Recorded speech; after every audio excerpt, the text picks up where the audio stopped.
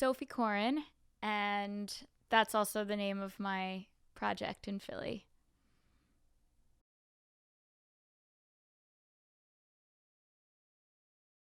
Yeah, so I have been feeling pretty lucky because right before all of the quarantining happened, I was in the middle of finishing up this project with my band, getting the next several singles together to be released. So I wasn't really doing that much writing, and I was kind of like aware that I really needed to get back into writing because I want to have like the next project ready to go pretty soon. And so I just got, I guess, okay.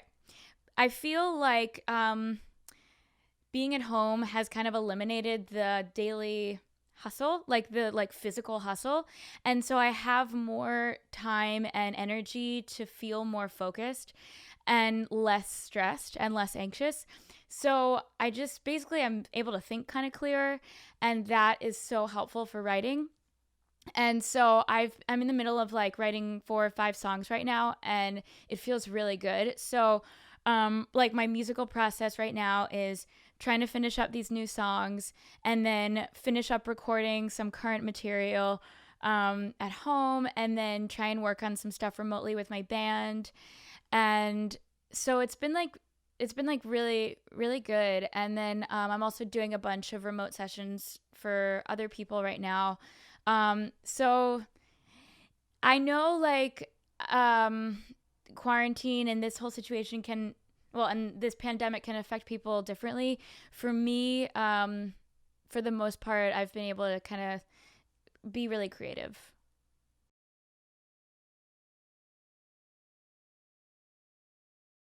I mean, I would love to like maintain the less like the more focused and more um like less anxious Sophie. Like that would be really great. I'd love that. And I think I mean just like more focused on my thoughts and like in like things that inspire me to write. And I've just been feeling like it's also allowed me to just get really straight with myself about certain situations. And like when I'm writing songs, they're really pretty much like directly from experiences in my life. And so I've been able to kind of like think about them more, and then jump right into whatever I'm working on. So I do definitely hope to like maintain some of that focus.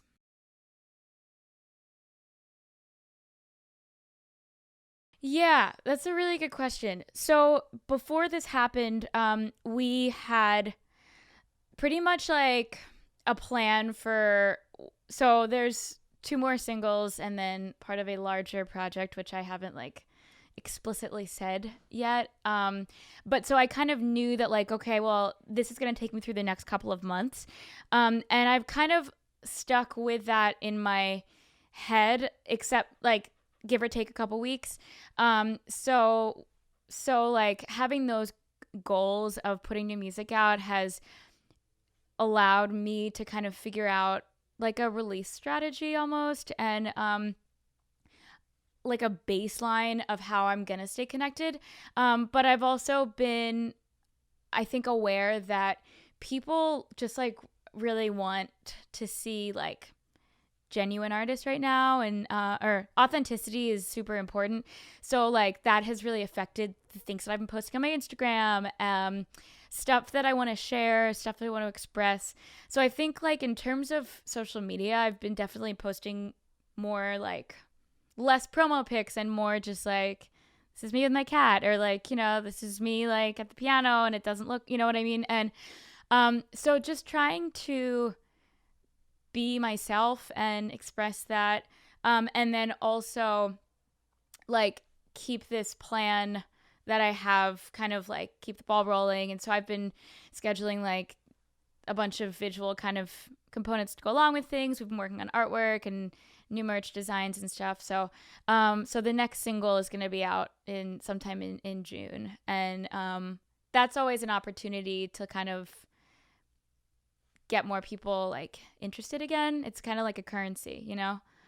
Um, and then I'm also like, always trying to pitch my music to curators and stuff like that.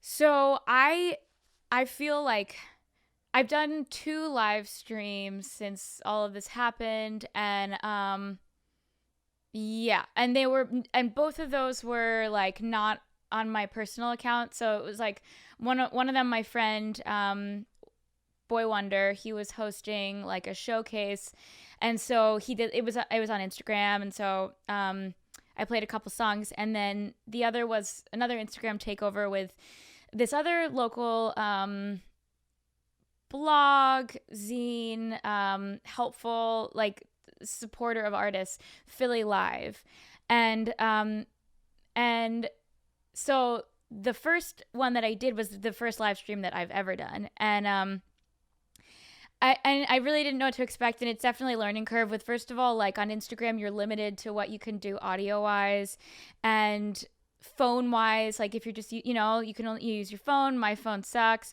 I didn't charge it. It kept like falling over. Like that whole thing. So, and this is all very different from like a one-on-one conversation that you might be having with someone on FaceTime or on Zoom. The second one that I did was like 3 weeks later, and I had a blast. And the reason was because it was just a really, it was just very communal. And so when I took over like this Philly Live Instagram account, I played some songs, but mostly I was talking to people, and people were interacting, and it felt really good, and it felt like we were all connected, even though like no one else was in my living room. And it's super weird. Like you sing a song, and then you're like, okay, thanks for listening, and then you're talking. I've since felt both, I guess, definitely wanting to do them with a specific goal in mind or a purpose, because I feel like for me, I don't know how many of these like I would do to share something new. I don't know what people would really like be interested in it. But I do also feel like definitely like a little bit of a pressure to do them because this is what we've got right now. And so it's kind of like a weird situation. But I do think that like people who really love your music and who love you and who support you, are going to go, and it feels really good. And it is kind of like the best that we have.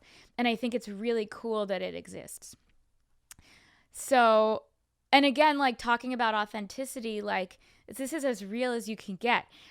You were saying earlier, like everyone is kind of on an even playing field right now. And that's so true. And like, in a sense, it means that there are the same opportunities for independent artists that there are for people like Ariana Grande, who I love, because of all the limitations.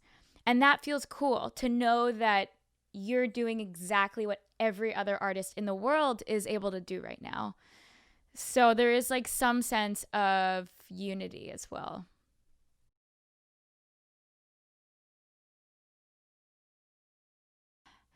Okay, a couple things. The first thing is there's a really awesome Facebook group that it's like you write a song every 2 weeks, and it doesn't, and using a certain phrase, and it doesn't have to be like anything good. You just have to write the song. And I was in this group like a few years ago, and then I took a break from it, and so that the group started, and I was like, okay, I'm gonna do it. And actually one of the songs is due tonight, so after our call I'm gonna finish the song. But having goals like that and making plans, I think would be my best advice. And even like making a set of goals for yourself. Something that has been helpful is just trying to write down things that I want to try to get done each week, and then taking action to do those things. And then also like moving. Like I've been getting into the home workout vibe. That has made a huge difference as well. So, and then also like talking to people. Like if I'm feeling really shitty, and then I like hop on Zoom with a friend, um, it feels really good. So, but I think also like I think that you just have to kind of go through what you're going through, and like this is the reality of it, and so everyone deals with this differently.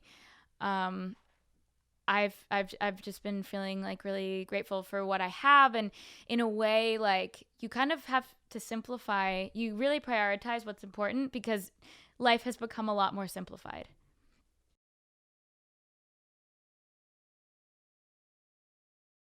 I mean, I definitely have. So my two, okay, goals venues are Johnny Brenda's, and then I've played Boot and Saddle solo, but to play with my band would be really awesome. So those are two venues that I'd really love to get to. So not just play, but also to watch.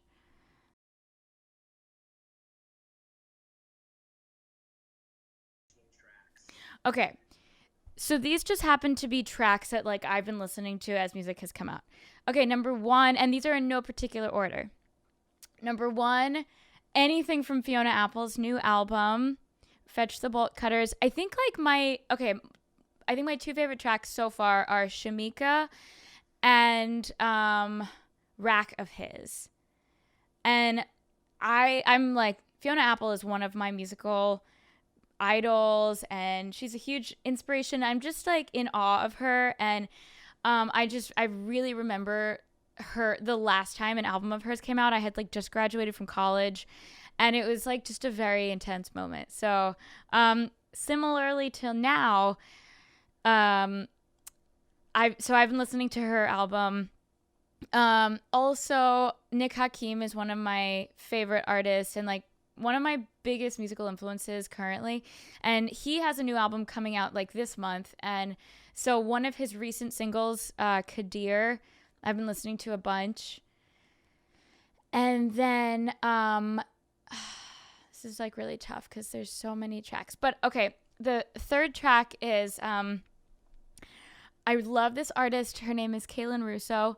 I actually saw her with her band at Johnny Brenda's last year. Speaking of Johnny Brenda's. Anyway, she has a solo project now. Her music is awesome, and this track is called Assume, and it's just kind of like jazzy and R&B-esque with like a beautiful string line.